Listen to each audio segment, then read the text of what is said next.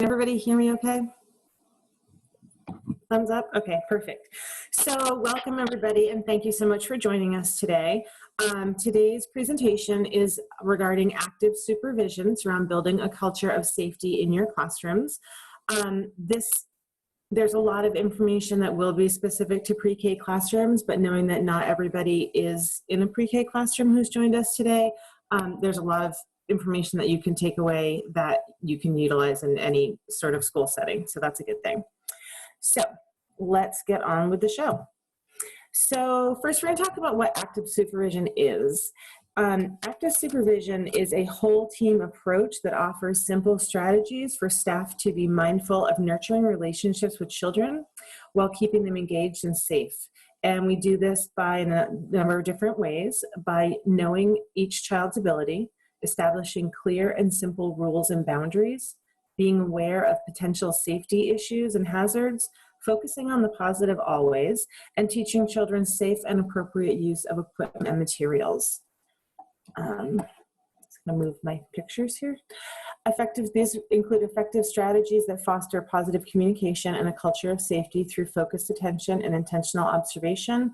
And it's a guide to creating a learning environment where children are able to explore safely. Okay, there are 6 strategies that active supervision encompasses. These strategies allow children in a school setting safe exploration of their environments, both in the classroom and out of the classroom. So the strategies we're going to talk about are environmental setup, positioning of staff, scanning and counting, listening, anticipating behaviors, and engagement and redirection. We're actually going to go through each one of these 6 separately. And if I'm talking too fast, let me know, because I am a little bit nervous. This is my first time doing this with this many people, and I do tend to talk fast. So I apologize if that's the case. Okay, so the first thing we're going to talk about is designing environments. So this is, some of this is specific to pre-K classrooms, but environments need to be set up always so that children can be seen at all times. So in a pre-K classroom, that means that the furniture is child-sized and usually around waist height. Your shelving should be around waist height. If you have older children, that will change a little bit. Small spaces in the classroom that are clutter-free, and larger spaces that are designated for clear play areas. Spaces are set up in a way that educators can hear and observe children at all times. Most important things, in my opinion, to remember are that blind spots and hiding places are very easily found by children in classrooms. So blind spots being around corners. Every room is set up differently. Not just the furniture, but the layout of the room and the shape of the room. So around corners, behind furniture, hiding on lower shelves, anything that's covered with a curtain, or if you're not using the block area, sometimes you'll cover that with a curtain. Those are shelves and things you can't see kids when they're behind them, so those become hiding spaces, and they find them very quickly. So if you can't rearrange your classroom and you're unable to move these spaces or make them a little safer, just please be aware that children know they're there. And so when you're scanning and looking at places, you're mindful of looking at the blind spots and the hiding spots that are in your classroom. Marcy, can I add something there real quick? Yes, please. So Christina mentioned in the chat box that environments, of course, we want them to be inviting to all students and welcoming to all students. And I think that points that Marcy has up here on the screen are crucial. And one way, a great strategy that we recommend teachers to sort of evaluate their space for these pieces that Marcy has up is to set up your room the way that you think is an appropriate way for your students, whether that's 4-year-olds, 5-year-olds, first grade, second grade, it doesn't matter. Set up your space to how it meets your needs. And then before a student ever even sets foot into that room, take a minute to go out in the hallway, turn on your camera and your video, and align it on, your body to about the height of the child. So if you're working with 4-year-olds, your video is going to be down around like hip level, right? If you're a little bit older students that you're working with, it might be a little higher. And just enter your room with your camera recording and walk around it, scan it. stand in one place, look, turn left, turn right, walk in and out of the space and around easels and around furniture and around cabinets and whatever you have for equipment. And then, you know, take your time, do it slowly, and then watch it and see it from the perspective of your students' height and their sort of vision level, so that you can determine if the furniture is truly at the appropriate height. Is your spaces that might be smaller, are they clutter-free? You know, looking at it from your angle, they might be checking off each of these bullets, but then when you bring it down to the child's view, you might see something that is in the way or is distracting, or might not be quite the way, set up the way you had it planned. So that's just something that we recommend a lot of pre-K teachers. It's certainly applicable in other grades as well. Thank you. That was a really good addition. Okay, so we're going to move on to staffing. So the first thing we're going to talk about around staffing is positioning and zoning. Zoning is a really important way of being intentional of placing staff in a classroom or outside or in a cafeteria, whatever area that you're in with children. And so what the most important thing to be mindful of is that everybody is aware of the plan who's in the classroom, all of the adults, and that that there's a plan in place that is followed. So you want to be mindful of the times of day and where you are, what's going on in the classroom, if they're in specials, if you're walking down the hall, being on the playground, that sort of thing. So arrival, departure, meals, transitions, toileting, if it's outside the classroom, and centers times are probably the most important. Being sure that staff can see and hear children always. It's one of the most important things. Don't assume that other people are seeing the children if you're not, because it's possible that they are not also. Being mindful of clear pathways to student areas. So that's knowing how to position yourself so that you are, if you're in a different area than children that might need support, you have a clear way to get to them. So if you're in dramatic play and the block area is maybe a place where children maybe are having a little added support needed, that you have a clear path to get there. You're not climbing over shelves, you're not walking all the way around the classroom, everything is kind of laid out clearly. And then staying close to children who may need added support. And we're going to talk about getting to know your children around that in a little bit later. But children who need added support, you'll generally know fairly quickly. And it's not about necessarily being a one-on-one with them, but it really is about being in a similar area if you know that they, you know, situations may happen that you might need to step in on. And then staff are in separate areas inside and out. And this is one of my favorite ones because generally inside a classroom during centers time, staff are generally separated. There's a lot of activity going on. What's most important though is when you think about being outside on the playground and positioning and zoning of staff, a lot of times staff congregate. Children kind of do their own thing, they're running around the playground, that sort of thing. And I've seen it a number of times where staff generally, it's kind of a break time. What's really important to remember is that this is an optimal time for interactions and engagement with children. It's not just centers time, it's not just large group time. And if we are supervising mindfully, then we are engaging with the children on the playground and not with other adults as needed. And the other thing around that is that a lot of schools have more than one class on the playground at a time. So if adults are in one area and children are in another area, it's really hard to supervise them when there's, 32 kids on the playground. Moving on to scanning and counting. So as we said, staff are always able to account for the students. Never assume that somebody else is accounting for your children. Continuous scanning of play areas inside and out. And so being mindful to look around the classroom every few minutes, 30 seconds to a minute. Just if you're working with a small group or you're working individually with a student, just lifting your head up, looking around the classroom, looking at the different areas, making sure all the children are accounted for, making sure this, everybody's getting along and there's nothing to step in on. Is really important. And just as an aside, one of my favorite things, so we're doing at the end of our sessions, we will be doing a hour-long overview of the class observation. And so I kind of wanted to pull that into this just a little bit. But when you are scanning the classroom, it's a perfect time for positive interactions and to point out the positives that children are doing. And so the rule is, I think, 3 positives to 1 sort of negative or redirection. So if you're looking around the classroom and you're noticing that Nicole today is using a really nice indoor voice and she's using her little mouse voice, it's a really great time to call that out and you know, call out the positive. Kids enjoy it, and they really, it's really positively reinforcing those behaviors that you want to see. Okay, so continuous counting of children. I've lost my place here. Obviously, counting heads, very important during transition times. It's very chaotic during transitions, and so counting prior to leaving the room, when everybody's lining up, counting while you're in line, counting when you get to where you're going, making sure, again, that every child is accounted for all the time.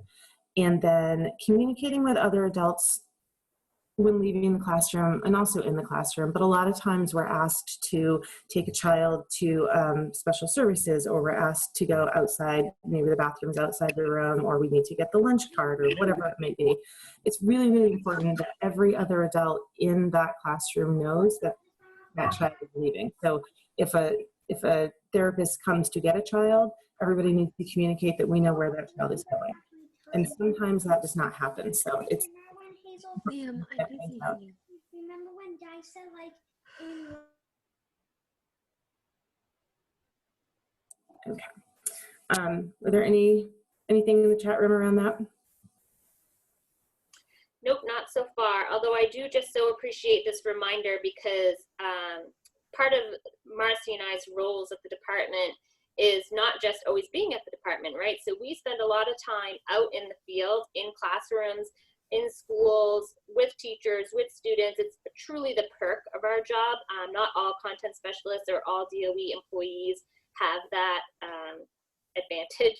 So we don't take that lightly. It's definitely something we appreciate and look forward to. Of course, right now with the closures and the way our world is for our youngest students, it's not possible.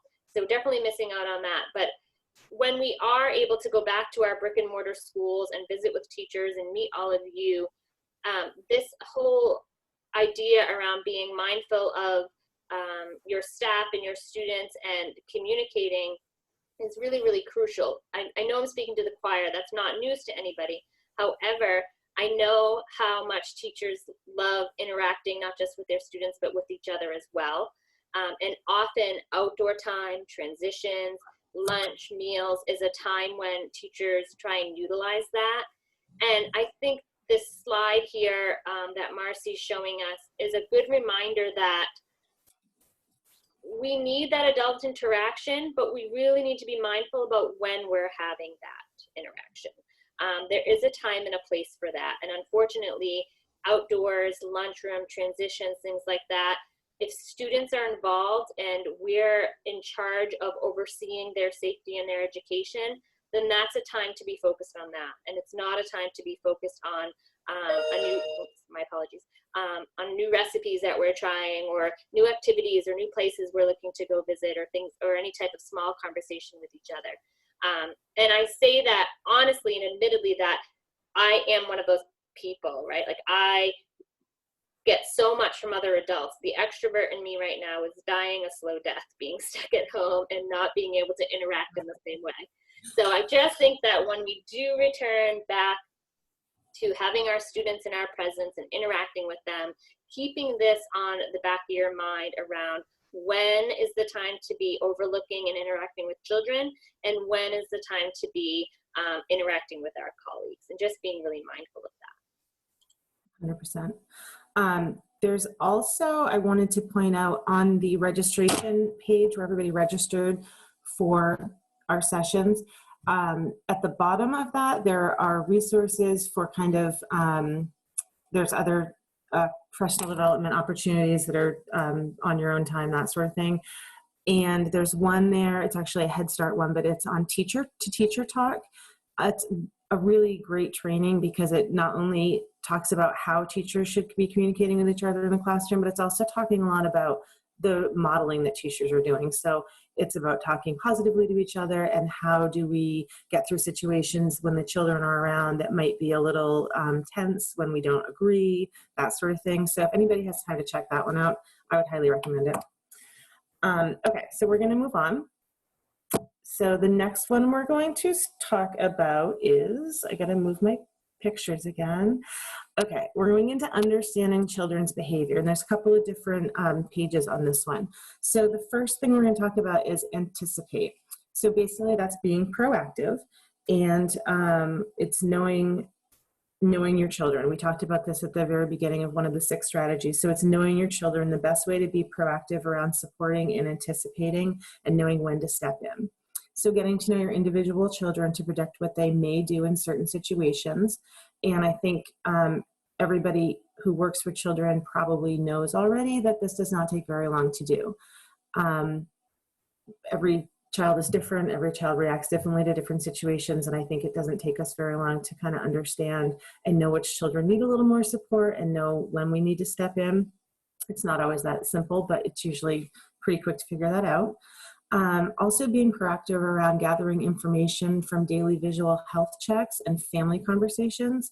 So those are important because a visual health scan can tell you if a child is coming in with a stuffy nose or if they have a cold or maybe they look tired and they may need a little extra support that day. Talking to families and parents, if you're seeing them at drop off and pick up also, they may, we had a crazy morning, we missed breakfast, we got up late, that sort of thing. My child hasn't eaten, which obviously is going to probably set them off for some challenging behaviors possibly. So again, they may need some extra support. So that's just some data you can collect very simply that helps you understand how those kids are coming in that morning and how you might need to be proactive around your understanding their behavior. And then also understanding challenging times in your schedule. So being aware of potential hazards around these times and remembering that zoning we talked about is really, really important. So I think some of the most challenging times that you may find in your daily schedule are going to be transitions, very chaotic. We all know that. Sometimes walking down the hallway. It's also very important when you're doing that sort of transition that you have one adult in the front of the line and one adult in the back of the line. If you're walking down the hall, kids are behind you, talking, that sort of thing, you're not seeing your kids, you're not supervising them. So that's really important and can be very challenging. Meal times also can be very challenging. It's another time, I think we talked about outdoor time, and what Nicole was just touching on is it's another time where adults can kind of sit and maybe they want to talk, but ultimately, again, and this goes on also onto class positive interactions, is it's incidentally another time where adults should be really engaging. There's a lot of really great conversation to be had during mealtime, whether you're talking about food, nutrition, health, what the children were doing that day. It's kind of their time to have those conversations with you, which is very important. There was something else I wanted to add and it just completely slipped my mind. Oh, another challenging time in your daily schedule is when that schedule may change. So if you had, a special coming into the classroom or a visitor who had to cancel last minute, or it's raining outside, you can't go outside, it's really important to understand that that can be a trigger for a lot of children if they're not knowing what's happening in the daily schedule. So setting that up, being proactive around keeping them on task, keeping them so they know what's coming next, they know those changes ahead of time, can be very helpful in, helping those challenging times not be so challenging. Moving on to listening. Oops, sorry, I hit the wrong button. So knowing what specific sounds or lack of specific sounds in the classroom may signify is very important. So one of the things I wanted to call out there is maybe if you have a bathroom in the classroom or right outside the classroom and it's super quiet is a time that you may want to make sure that everything's okay. So that would be a lack of a sound. Or rest time. Children still need to be supervised during rest time. So even if they're not making any sound, they may be asleep, but make sure that you always have an eye on them. And then of course, specific sounds that you're hearing, whether there's incidents about playing with toys or, different things. So it's always knowing what those specific sounds might mean, what they may sound like, that sort of thing. and then utilizing other strategies as needed for safety. So a couple of things there. Another strategy may be a door chime if you have a child who might bolt and go for the door or elope, that sort of thing. It's really important to have a strategy around something that will clue you into what's happening if you can't be by the door all the time, because that's really hard to do. And then another one, and this is kind of in classroom setup, but using the mirrors for seeing around corners, placing them strategically so those no longer are hiding spaces or areas where children, where you don't have to hear the sound because you can see them, which is a good thing. So Marcy, really quick, a few minutes ago, you mentioned a teacher-to-teacher resource. I believe it was a Head Start. Can you say the title of that again? Sure, it's called Teacher-to-Teacher Talk. It's on the ECLKC, the eClick Office of Head Start official site, but there's a link to it on that sign up registration page where everybody registered for these sessions. They have, there's actually some fun tools. It's a whole presentation, and there's some downloads and activities you can do as a team, which I have actually done the training for teams before, and they found it really, really helpful. It's kind of like adult triggers and that sort of thing. It's less around talking around the kids, but it's more the adults talking back and forth. Great.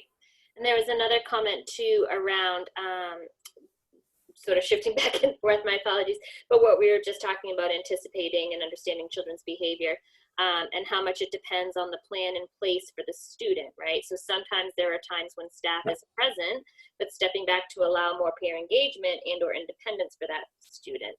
Maureen had mentioned that. So it's a great point that you bring up.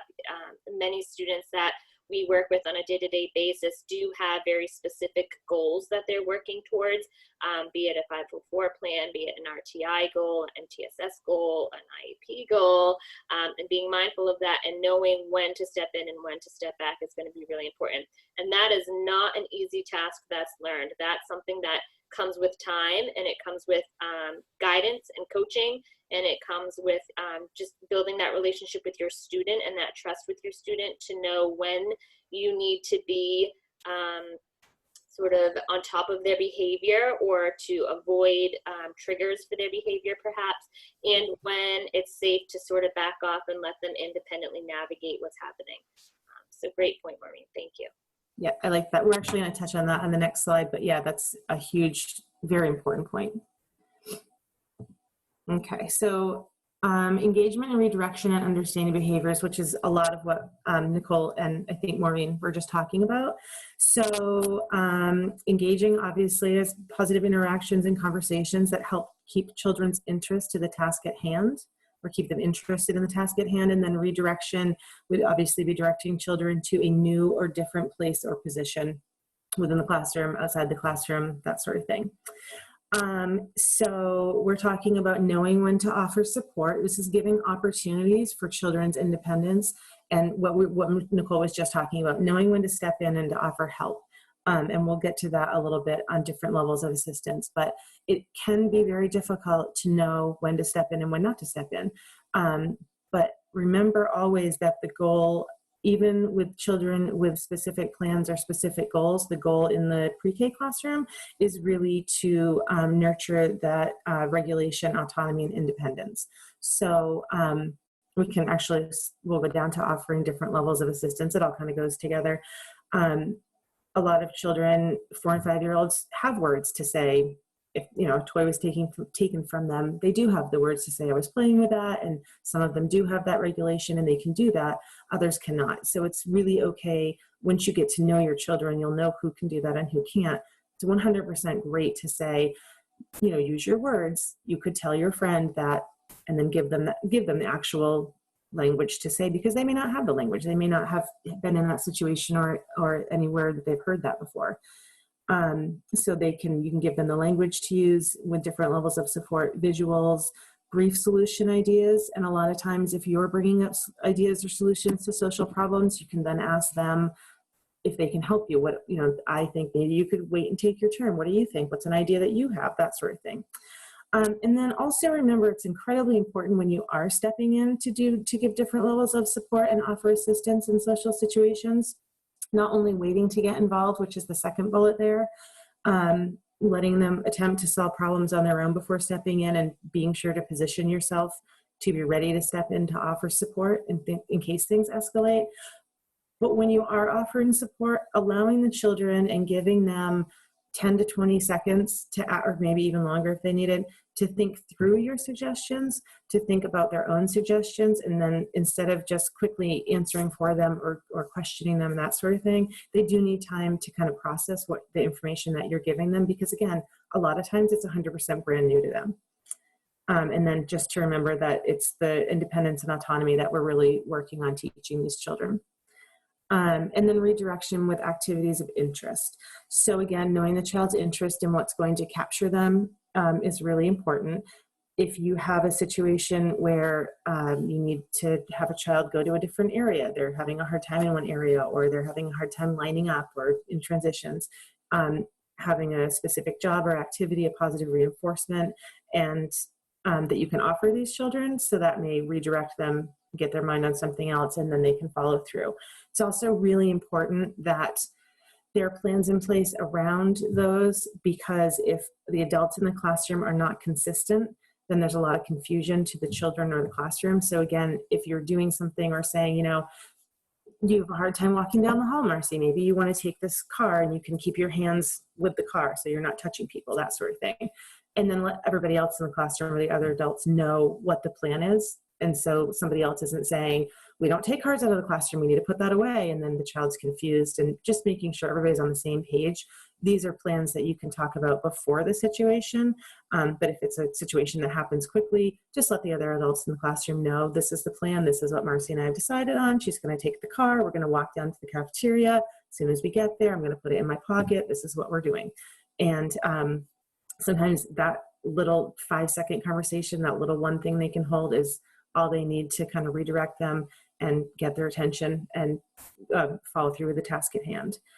And then another tool there would be to be proactive, knowing that you may have a situation, and bring an item of interest that you can redirect the child to. So if we know that Marcy has a hard time in the lunchroom, maybe we'll bring a book. So when she's done eating quickly and everybody else still has 10 minutes and she's having a hard time sitting, that we have this book that she loves so she can sit and look at this book at the lunchroom. And that's just being proactive around redirecting and helping that child through that transition and understand that that's where they need to be and to follow the task at hand. Any questions or comments? So there's one sort of question / comment. So when talking about a student, though, shouldn't we be sure that no other student can hear conversations? Can you read that one more time? Yes. When talking about a student, shouldn't we be sure that no other student can hear conversations? So if I'm understanding correctly, Lisa, it sounds like you're referring to when you as an adult are speaking with another adult about a student and their needs, to be sure that that's a private conversation and other students can't hear. So unless if you comment otherwise, correct, okay. It could trigger, yes, okay, perfect. So yeah, I think that that's an important note, absolutely. So this gets back to sort of FERPA regulations as well, right? The conversations that you have on any child with another adult is and always should be a private conversation between the two adults, especially depending on the content that you're discussing. So it's never a time for other students to be involved in those conversations for obvious reasons, right? It doesn't pertain to them. For lack of a kinder way of saying it, it's not their business. So it sort of needs to be something that's mindful between the two adults interacting. So if that conversation can be had during a time when other students aren't around, before the school day, after the school day, via email, something like that, then that's certainly what we would recommend. But as you all well know, things happen in the middle of the day that weren't planned, and conversations need to be had often on the spot. So just stepping away and being mindful of that is an important reminder. Other students are present, exactly. Yes, Dorothy, thank you. Yeah, and the other thing about that too is I know a lot of Maine communities are small rural locations, right? Everybody knows everybody. So it can be really easy to be out and about after school or out and about on the weekend, bump into Marcy at the grocery store and start up a quick conversation around how the work week went with so-and-so or at the school, etc. So really being mindful of shutting down those conversations quick out in public. They also tend to happen if you bump into your student's parent or caregiver out and about in public, and you know, the parent wanting a quick update on how their child is doing or how their child reacted to, you know, the all school assembly or whatever the case may be. And just reminding them that that's something you're happy to talk about over a phone call or through an email, or perhaps you could set up a time to meet. But the grocery store, the post office, the gas station is not a time or place to be discussing any students' you know, behaviors through the school.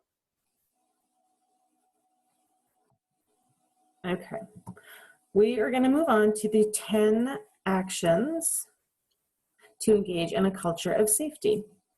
So the 10 actions are listed. I'm just going to give some quick guidance around each one of them. The first one is use data.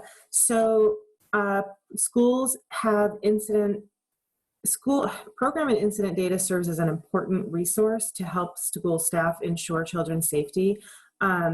You can use data on times of day. If there's a special time of day, certain transitions, certain rooms, certain pieces of equipment that may be broken, that sort of thing. It's all data you can collect, so you can use that to kind of inform you and rearrange schedules or rearrange whatever you need to rearrange. Actively supervise, that's what we were just talking about, so children are never left alone or unsupervised. Staff are positioning themselves so they can observe, count, and listen at all times. Keeping environments safe and secure. Staff are creating, monitoring, and maintaining clutter and hazard-free spaces, which includes any sort of chemicals or dish soap or anything that children might get into. Don't ever assume that they won't. It should all be out of the children's reach. Making sure playgrounds are kept safely and outdoor spaces are safe. So regular inspection, maintenance, age appropriately, and then actively supervise when you're outdoors. This allows children to engage in active play, explore the outdoors, and develop healthy habits.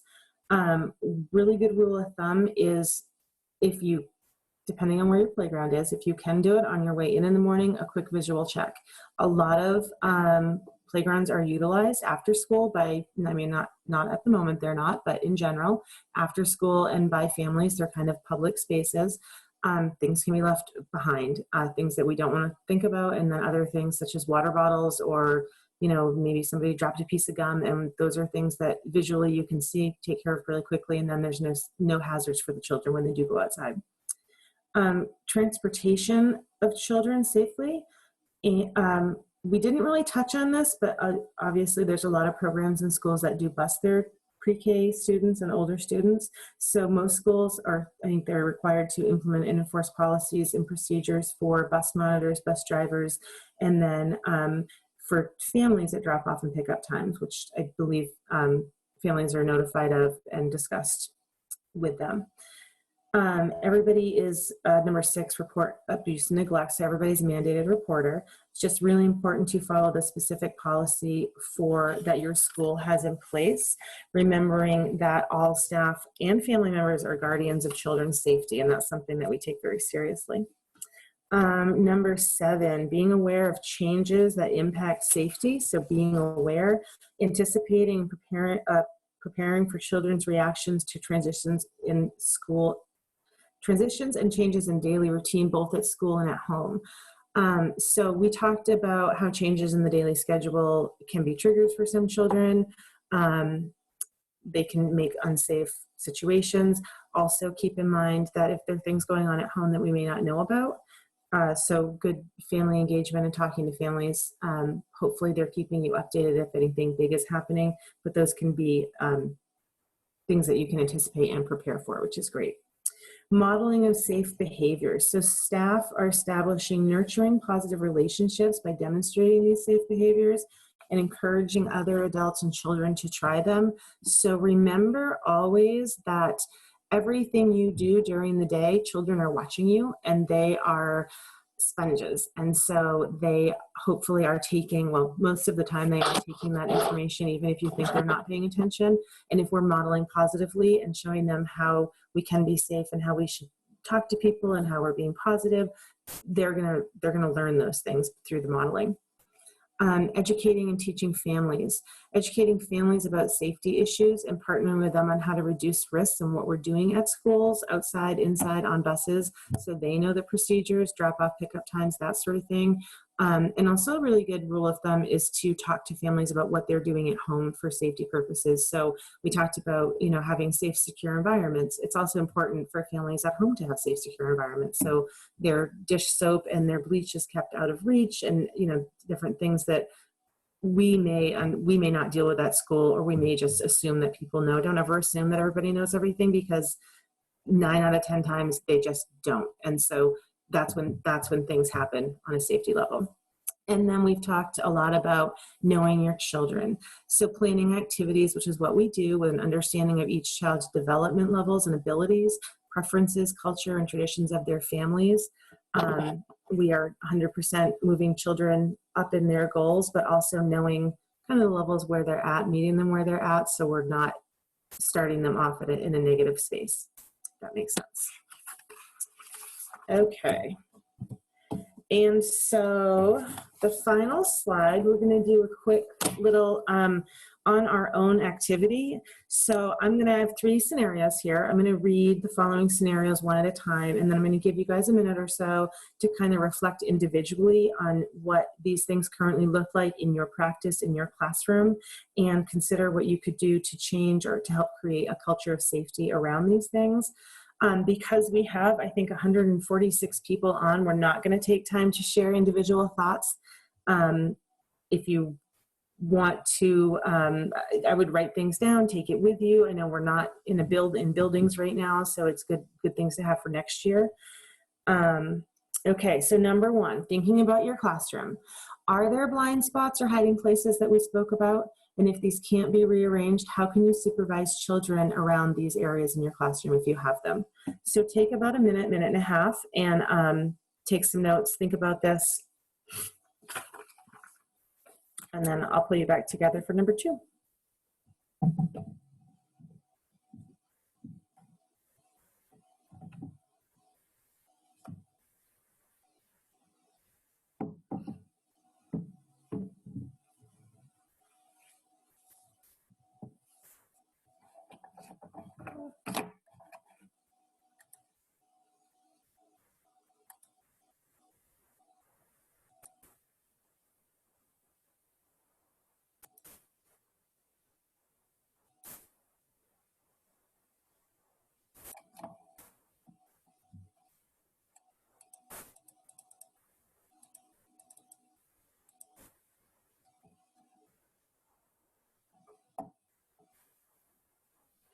Okay, so I can't see everybody. It's been about a minute.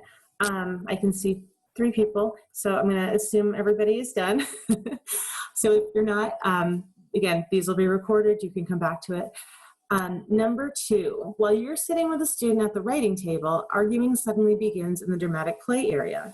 So I would like you to reflect on maybe a specific child that you're working with. I want you to think about clear pathways, redirecting, zoning, and maybe the most problematic centers and areas in your classrooms that you had this past year, and what tools you can use to engage positively while also remembering independence and autonomy for the children. So go ahead and take a minute or so and think about those things.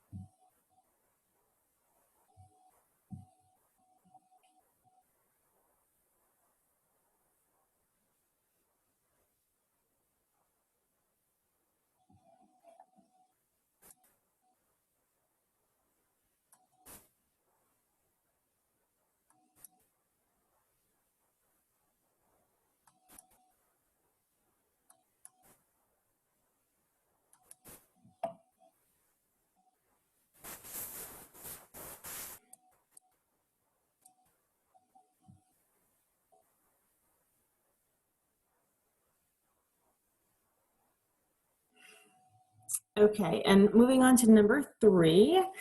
Every day at outside time, there are 3 children who always want to be the most coveted job as the line leader. Marcy has a particularly hard time when it's not her turn, and she lies on the floor crying and refusing to move. So what I would like you to do is kind of reflect on that situation, because I'm sure that if it's not the line leader, it's probably another job in the classroom. I want you to think about redirection and engagement and how to be proactive in a situation like that, because it's occurring almost every day. Positive reinforcement, and then again, staff zoning in situations like that.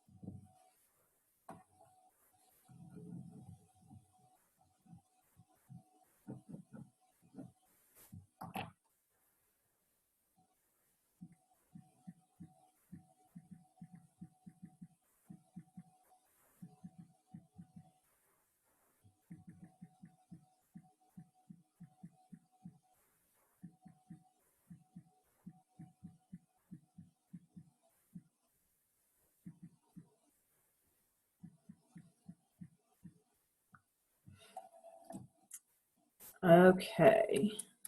I'm just doing a quick scan. It looks like some people are still writing, so we'll give you a couple more seconds to wrap that one up. And again, this will be obviously recorded and will eventually be posted in a place that will let everybody know where it is when that happens.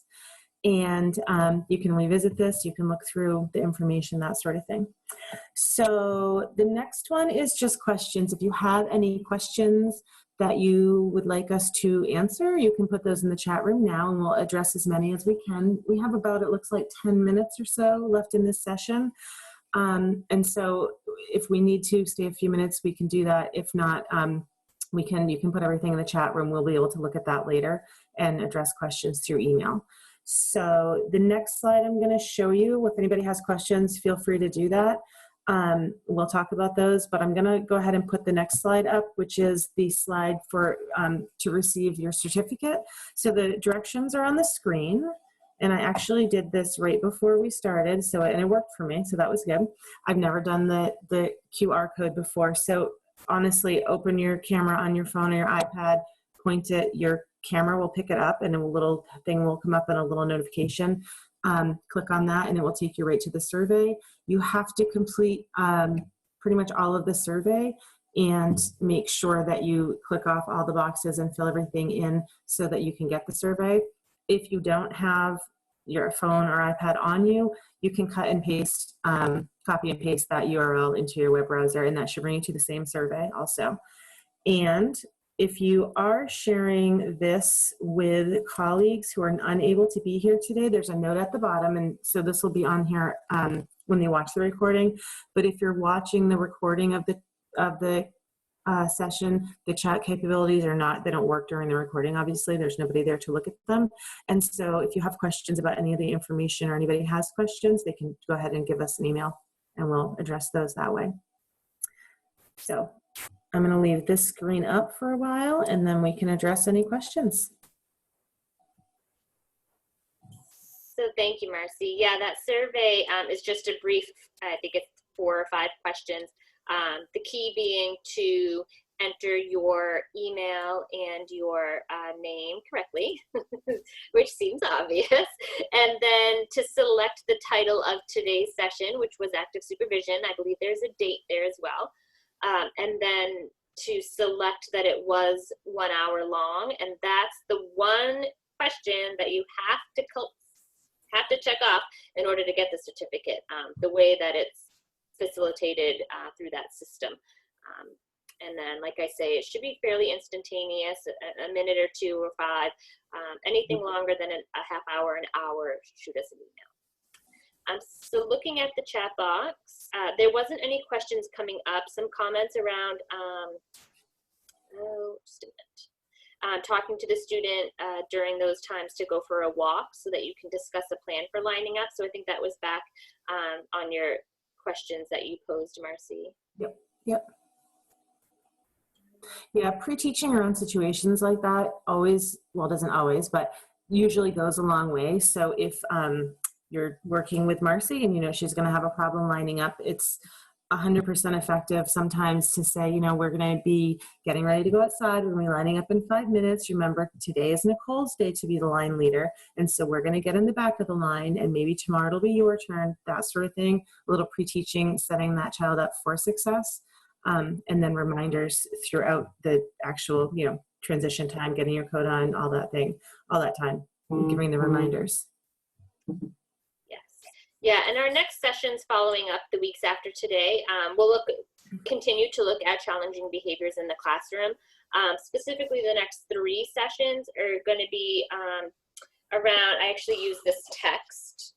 It's called Uncover the Roots of Challenging Behaviors. So this is not anything that you need to be familiar with or have a copy of or anything like that. Just letting you know that this is something that I use pretty regularly to guide my resources and conversations with teachers who are working with students that experience challenging behaviors in the classroom in the lower elementary grades. So that's something moving forward if you ever, a team of you or in your school or whatnot, ever want to do like a text study or want something, I highly recommend this book.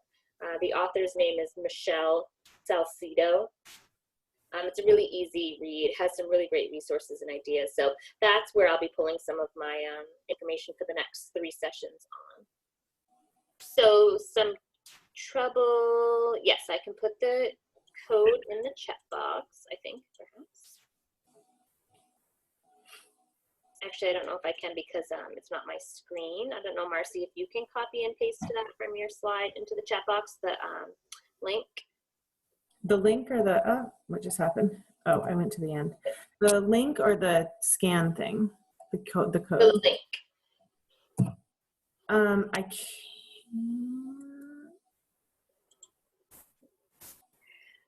No. Okay, so I'm going to type the title of the book.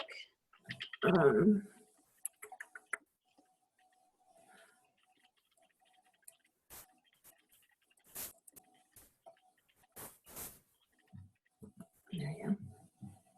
I can do it this way. So just put the title of the book and the author in the chat room as well. It is a really easy book, Lynn, to do a text study on. I've done a few different sessions with teachers on it. Usually over the course of like 5 or 6 one-hour meetings, you can cover it cover to cover. So that's certainly something that either I'd be happy to help facilitate with, or if a school team was looking to take that on themselves, it's really easy to do. And actually the publisher even had created some guidance for districts that are doing book studies on it. So yeah, that back to the QR code, you literally, if you have your phone and you turn on your camera and just pointed at it. Where all the red is coming from on my screen, it's kind of strange. I know, I have no idea. There's I'm like, what is going on here? I just put that the URL in the chat room. Thank you.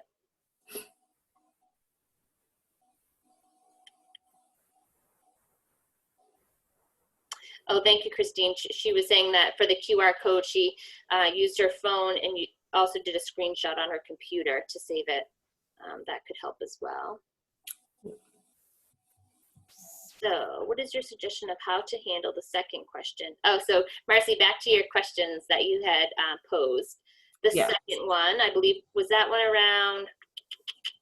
The second one was around the child, when you're working with one, I'm trying to get back to this. And I don't know where all this color is coming from. Technical difficulties. So the second question was was one of the working around sitting with one student and then arguing begins in the dramatic play area. And so the thoughts were around reflecting on specific children or looking at clear pathways. So you always want to make sure with your zoning, if dramatic play area might be one of those areas where there's a lot of toys and or maybe there's not enough for everybody and everybody wants the same doll or something like that. So if you're proactive and you are anticipating that that is a area that may be a problem area during centers time, you're probably somebody's gonna be zoned close to that area because it might be a high support center. Also redirecting, if you're stepping in, we talked about giving children the words. So if somebody is taking a toy, we're not sure from that example why the argument started. But if somebody is taking the baby doll from somebody else, you may say, Nicole, it's okay to tell her you were playing with that baby doll and she can have it when you're done. Use your words, that sort of thing. Redirecting, oh, look, there's another baby doll over here. Why don't we use this one and then maybe we can trade later? Do you have a better solution? What do you think we could do? That sort of thing. It's really around engaging positively and using the independence. So kind of knowing when to step in. If you walk over and say, oh, I hear there's some loud voices. What's the problem? The kids may be able to tell you, this is what happened. And you could say, well, okay, thank you for letting me know. I really appreciate that. And what do you think we could do around solving that problem? Because clearly there's a problem here, that sort of thing. Right. And the kids, you have maybe visuals, you have maybe solution cards, you have certain strategies that you consistently use in the classroom with the teacher that you can pull into situations like that. So there's a number of different strategies, but. Yeah, and the other part of that comment as well was around, the participant who put it in the chat box identified herself as an EdTech 3 in the pre-K classroom, and that typically the lead teacher takes the lead on discipline and sort of what our opinion and suggestion was around that. So I don't think that's uncommon. I think that a lot of lead teachers in any setting feel the sort of task or the desire or the obligation to take on situations like that. Having a conversation around those scenarios is going to be really important for everybody, so you can sort of identify where you're comfortable helping in those scenarios and where you're not, and just letting the teacher know that, right? So if it's centers time and you let them know, hey, I'll keep an eye on dramatic play in my grade today. If something comes up, I'm happy to help. And just building that relationship between you and the lead teacher and knowing each other's strengths and needs as a facilitator and as an interactor with students is going to be really important. If you're finding that you're struggling with that relationship or struggling to sort of identify where those barriers are and who does what, then I'm happy to assist where possible. But I think too, reaching out to other colleagues who are in similar situations, or someone that you can trust in the school, an administrator, a secretary, another teacher, and just sort of talking it through to figure out exactly how you can improve those situations in the classroom.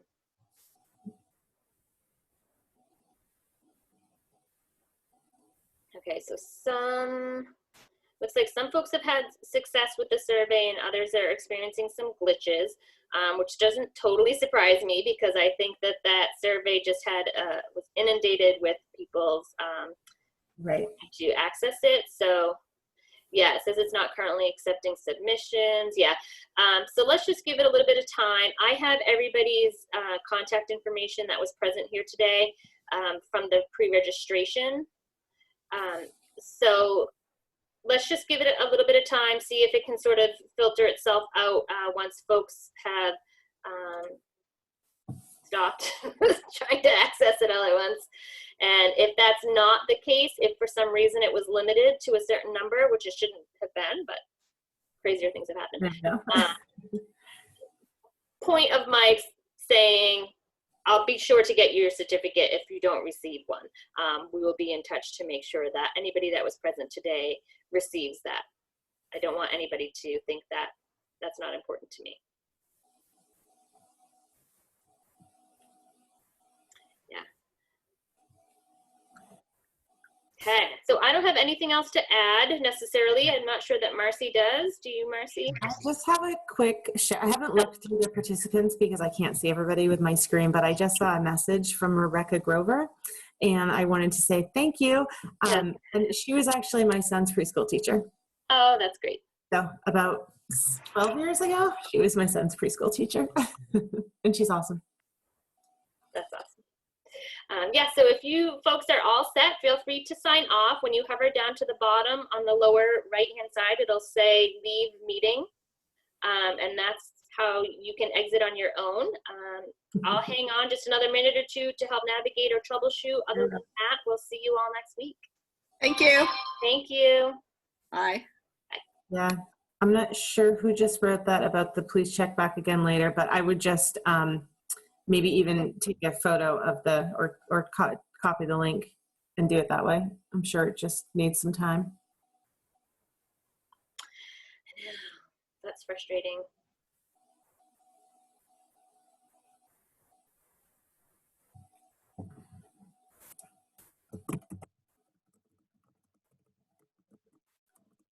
That's so funny, those squiggles. Somebody had mentioned that that was happening. Some of participants are able to do that. I imagine that it wasn't on purpose, of course, but I've never seen that happen before.